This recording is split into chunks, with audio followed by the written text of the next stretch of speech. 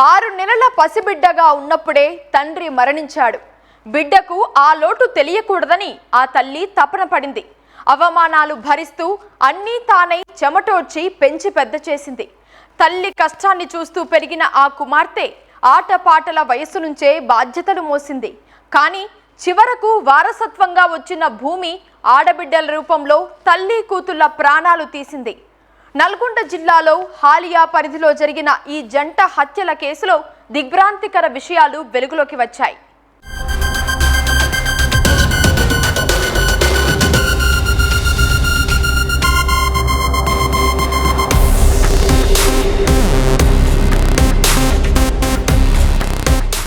నల్గొండ జిల్లా అనుముల మండలం ఇబ్రహీంపేట గ్రామానికి చెందిన రుద్రాక్షి సాయిలు వెంకటమ్మ దంపతులకు 3 కుమార్తెలు, కుమారుడు యాదయ్య ఉన్నారు. సూర్యాపేట జిల్లా నారాయణగూడెం గ్రామానికి చెందిన సుమలతతో యాదయ్యకు 2 దశాబ్దాల క్రితం వివాహమైంది. వీరికి కుమార్తె లావణ్య పుట్టింది. బిడ్డ పుట్టిన 6 నెలలకే యాదయ్య మృతి చెందాడు. ఆ తర్వాత సుమలత పుట్టింటికి పోకుండా పసిబిడ్డగా ఉన్న లావణ్యను పెంచుతూ అత్తింటిలోనే ఉండిపోయింది. వ్యవసాయ పనులు చేస్తూ బతుకీడ్చుతూ వచ్చింది. యాదయ్యకు వారసత్వంగా వచ్చిన వ్యవసాయ భూమి 5 ఎకరాలకు పైగా లావణ్య పేరు మీద రిజిస్ట్రేషన్ చేయించారు. అప్పటికీ ఆమె మైనర్ కావడంతో నాయనమ్మ వెంకటమ్మను గార్డియన్గా పెట్టారు. పెరిగి పెద్దదవుతూ వచ్చిన లావణ్య మేజర్ అయింది. చదువులో రాణిస్తూ బీఎస్సీ అగ్రికల్చర్ పూర్తి చేసింది. లావణ్య పేరుపై ఉన్న భూమిలో తమకు కూడా వాటా ఇవ్వాలంటూ సుమలత 3 ఆడబిడ్డలు కొన్నేళ్లుగా తల్లి కూతుళ్లతో గొడవపడుతూ వచ్చారు.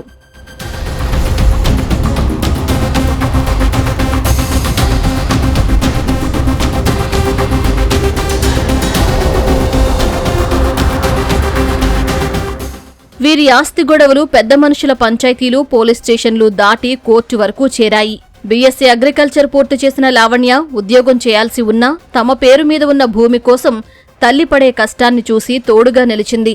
కొంతకాలం క్రితం లావణ్య మేజర్ కావడంతో తన పేరుపై ఉన్న భూమిని తల్లి, కుమార్తె సాగు చేసుకుంటున్నారు. తాజాగా సుమలత 3 ఆడపడుచులు ఇబ్రహీంపేటకు రాగా వీరి మధ్య ఆస్తి పంచాయతీ మళ్లీ జరిగింది. ఈ క్రమంలోనే ఈ నెల 17న ఉదయం సుమలత, లావణ్య ఊరి బయట ఉన్న తమ మల్బరీ తోటలో పనికి వెళ్లారు. పనిచేస్తూ ఉండగా కొంతమంది అక్కడకు చేరుకుని సుమలత, లావణ్యల కళ్లల్లో కారం చల్లారు. మెడకు చున్నీలు బిగించి ఊపిరాడకుండా చేసి చంపేశారు. వాళ్ళ అన్నుండగానే వాళ్ళ పెళ్లిలైన పిల్లలైరు, వాళ్ళ పురుళ్ళు పుణ్యాల ఖర్చులు మొత్తం వెళ్ళిపోయినాయి. వాళ్ళ అన్నుండగా వాళ్ళ అన్న చచ్చినా కూడా 7-8 లక్షలు ఉంటే వాళ్ళ అమ్మ దగ్గరనే ఉన్నాయి. వాళ్ళమ్మ వాళ్ళ ఆడపిల్లలు వెళ్ళిపోయారు. వాళ్ళమ్మ 3.5 భూమి తీసుకుంది. ఇక పిల్లలకి మా పిల్లకి 3 ఎకరాలు పెట్టింది, మన రాళ్ళకి 6 ఎకరాలను రిజిస్టర్ అయిపోయినాయి. అయిపోయినాక ఇక మా చిన్నగా మా అమ్మ కావాలి, మా అమ్ముకొని బిడ్డలు పెట్టింది. 3 ఎకరాల వరకు ఎమ్మట అమ్మింది. అమ్మి ఇక నాకు కావాలి, నేనే తినాలి, నాకు కావాలని అప్పటి నుంచి రాలంతం పెట్టింది. ఊళ్ళో పెద్ద మనుషులు కడి, చిన్న మనుషులు కడి పెడితే నీవు తీసుకున్నాక నువ్వు అయిపోయింది. మరి వాళ్ళ గతమైంది. వాళ్ళ పిల్ల పెళ్లి ఇడుకుంది. అమ్మాయి వయసు వాళ్ళ బతుకు జరగొద్దా, నువ్వు తీసుకున్నదా నీకు అన్ని అయిపోయినాక నువ్వు తీసుకున్న చేస్తే అట్ట పెద్ద మనుషులు అట్లా జరుగుతూనే ఉంది.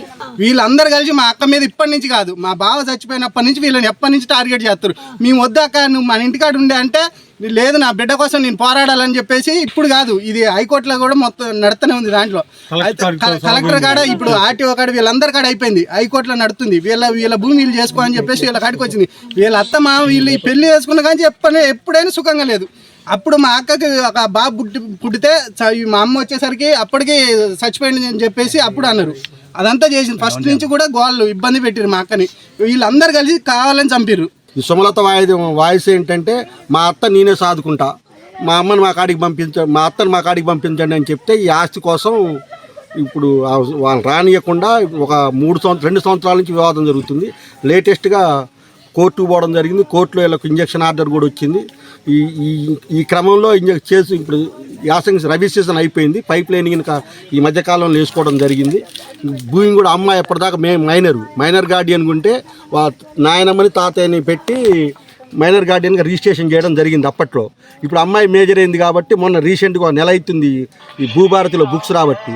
అయితే ఈ బుక్స్ వచ్చిన తర్వాత ఇంకా మా కోర్టులో ఎటువంటి ఆధారం ఉండదు, పుస్తకాలు మొత్తం అమ్మాయి పేరు మీదకి వచ్చేసినాయని చెప్పి ఈ కార్యక్రమం ఇవాళ ఈ హత్యాకాండ కావించిరని చెప్పి భావిస్తున్నాం. ఘటనా స్థలంలో పలు ఆధారాలు సేకరించిన పోలీసులు కేసు నమోదు చేసి దర్యాప్తు చేపట్టారు. కుటుంబ సభ్యుల మధ్య కొంతకాలంగా జరుగుతున్న ఆస్తి, కుటుంబ తగాదాలే ఈ హత్యలకు కారణమని తేల్చారు. పక్కా ప్రణాళిక ప్రకారం అదును కోసం ఎదురుచూసిన ఆడబిడ్డలు వారి భర్తలు మరికొందరు కలిసి తోటలో పనిచేస్తున్న సుమలత, లావణ్యల కళ్లల్లో కారం చల్లారని తెలిపారు. నిందితులు గుర్రం నవనీత, ఆమె భర్త గుర్రం రమేష్, అంగడి రేణుక, గుండ్లపల్లి స్వామి, రుద్రాక్షి మహేష్లను అరెస్టు చేసి రిమాండ్కు తరలించారు. పరారీలో ఉన్న నిమ్మల శశికళ, ఆమె భర్త నిమ్మల వెంకన్న, రుద్రాక్షి నరసింహల కోసం గాలిస్తున్నారు. దీంట్లో ఒక 5గురిని అరెస్ట్ చేసినాము. ఆ 5గురిలో ఈ నవనీత, రేణుక, స్వామి, రమేష్ మరియు మహేష్, ఈ 5గురిని కూడా అరెస్ట్ చేయడం జరిగింది. ఇంకొక 3 పాత్ర దీంట్లో కాన్స్పిరసీలో, అంటే ఈ చంపటానికి హత్యకు కుట్ర పన్నిన వాళ్ళలో ఇంకొక 3 ఉన్నారనేటటువంటిది పూర్తి సమాచారం ఉంది మాకు ఇన్వెస్టిగేషన్లో. సో వాళ్ళని అరెస్ట్ చేయడానికి కూడా మేము స్పెషల్ టీమ్స్ని డిప్లాయ్ చేయడం జరిగింది.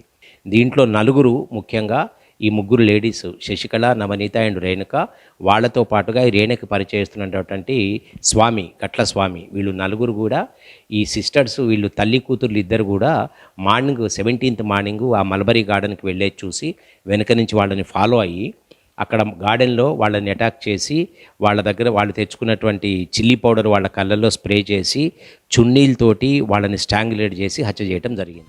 ఆస్తి కోసం మనుషులు ఎంత కర్కశంగా మారుతారనే దానికి ఈ ఘటనే నిదర్శనం. సుమలత ఆడబిడ్డలు కుటుంబ బంధాల కంటే ఆస్తులకే అధిక ప్రాధాన్యమిచ్చారు.